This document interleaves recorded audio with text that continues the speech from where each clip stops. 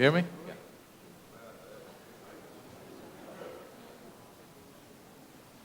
Yeah. So good morning, everyone. I'd like to thank the ambassador, the chief scientist, and of course Yossi Vardi for their opening remarks. It's a pleasure to be here today.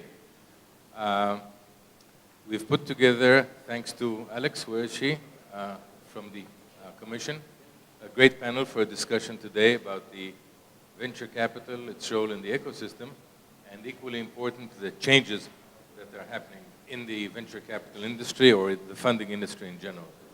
To do that, we have a great panel from Europe and from Israel, who will introduce themselves in a minute. And after that, we'll get going. My suggestion would be the following. We'll go briefly, one by one. Gentlemen, please introduce yourselves. We have here people who are sophisticated and very successful. So you can brag about your achievements. If there are any failures you care to mention, you could also do that, but you don't have to. And once we finish doing the whole tour here, I guess it'll be time for a coffee break, but we'll take it from there. The approach we'd like to do is to raise a few topics that have already been shared between us, discuss them, learn from each other, learn about best practices, get new ideas, and also be open to a discussion. So I'd welcome any question, suggestion, provocation that may come from the participants here as well, and we can make it interactive as we go. So without further ado, why don't we begin introducing ourselves and we'll get going. Yeah, please.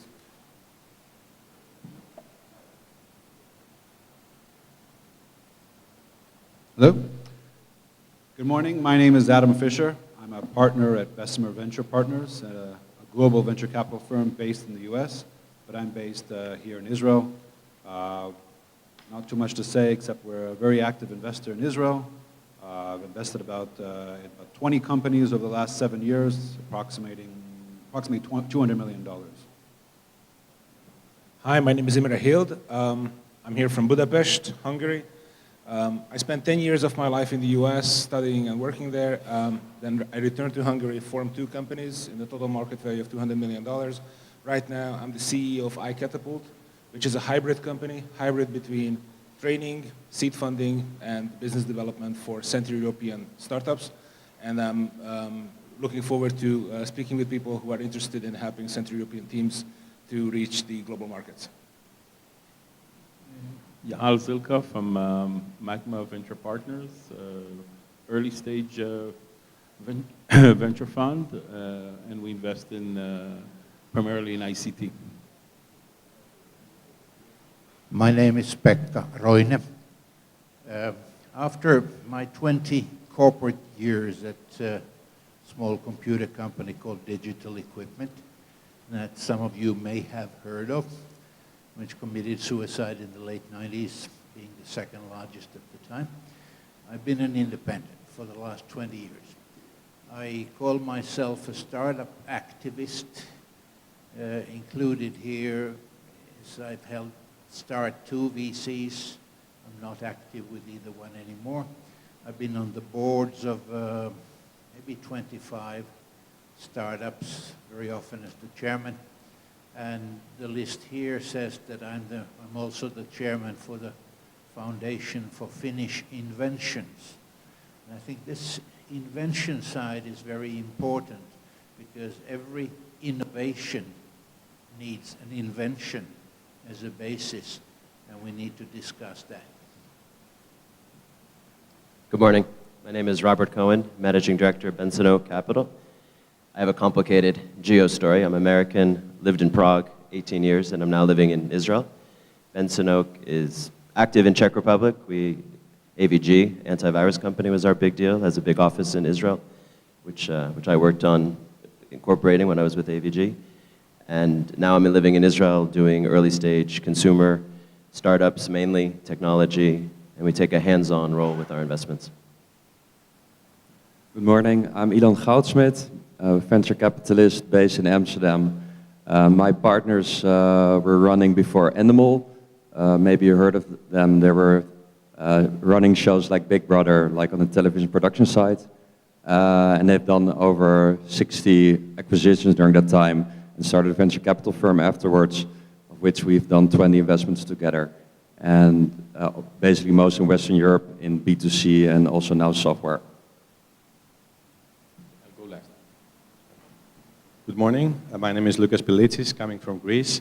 I was abroad for 21 years, mainly in the US and London. Came back in late 2009, just 6 months before the big crisis came up in Greece to set up the venture capital and private equity group for the biggest bank in Greece, Piraeus Bank, focusing in technology and energy and some specific niche segments. I hope we'll get a chance to talk about it.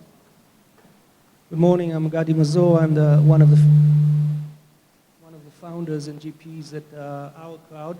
It's a new fund started in Israel about a year and a half ago. We did 49 investments and 11 follow-on investments, investing a little over 70 million into the companies. It's a hybrid model between VC and angel investments with a large network of private money joining as one entity into companies. Good morning. My name is Astorre Modena from Terra Venture Partners.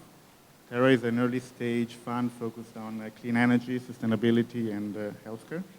We invest now from our second fund. We already have 4 investments and 3 more to go.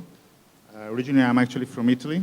As you can see from my jacket, I still have some connection with Europe compared to some of my Israeli colleagues. That's it. Gadi, I'm a partner at JVP, one of the leading Israeli VCs. We're based in Jerusalem. We operate a later stage fund as well as 2 incubators, one based in Jerusalem and one based in Beersheba, very much focused on cybersecurity. Those 2 incubators create some of our new companies and feed them into the fund. Thank you. My name is Yoav Chelouche. I'm managing partner with Aviv Ventures. Prior to that, I was the CEO of one of Israel's largest technology companies called Cytex.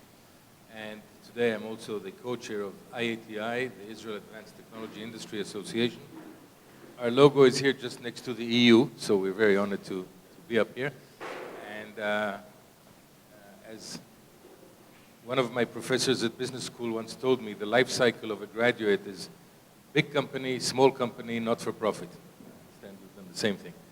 So somewhere along that curve. So happy to open this panel. One of the themes we have here is dealing with change. And change is a constant in our environment today. And actually, we wouldn't have venture capital if there wasn't continuous change and disruption, because we live and die by our ability to surf these changes.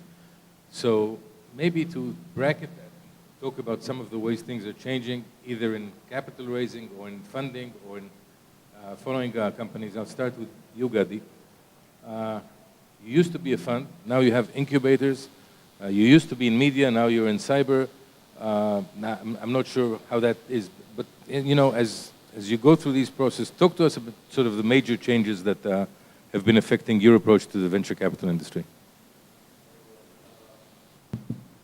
You know, we invest in high tech, and I think we expect our entrepreneurs and our startups to adapt to new conditions and change with technology. So I think it's very natural that as the investors behind many of those startups and the guys that help create many of those companies, we need to change with them as things evolve. And that, as you identified, you have spans actually across multiple dimensions. First of all, I think as Israelis and the group that is investing in companies primarily out of Israel, we always need to identify and be very honest with ourselves. What is the competitive edge of Israel? So if at the end of the 90s, it was the big telecommunication technology that primarily shifted out of our military units and defense industries to power a lot of the telecom infrastructure, as things evolve, I think we need to identify always our new competitive edge.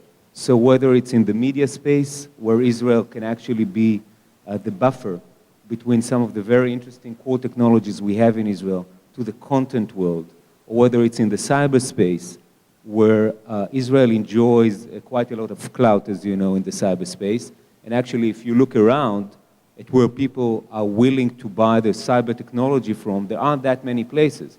we know we're not going to have strong competition from China on cyber technologies, because in the near future, not too many people are going to buy the defense technologies from China.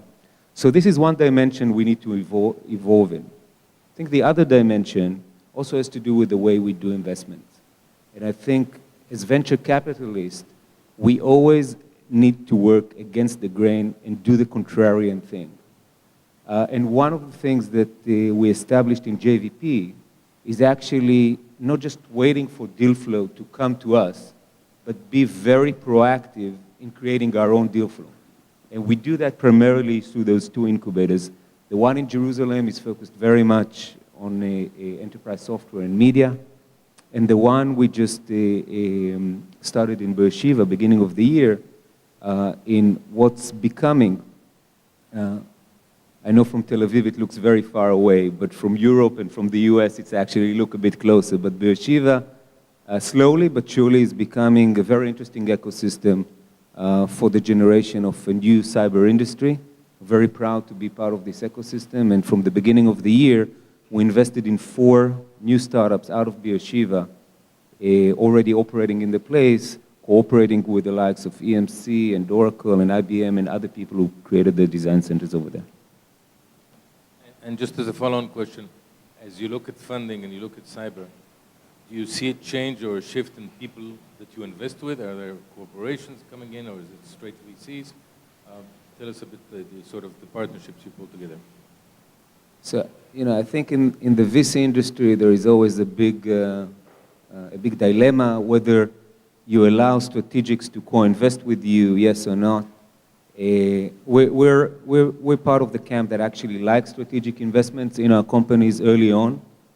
We think we got to the right balance of how much involvement and how much benefits our startup gets from those strategics without hijacking their agenda, which is something that we need to be very careful about. So I would say that in the last 12 months, we've invested together with Intel, EMC, GE, Cisco. All of them came into 1 or 2 or more of our startup companies. And I think it gives a lot of validation to a young startup company as they plowing their direction moving forward.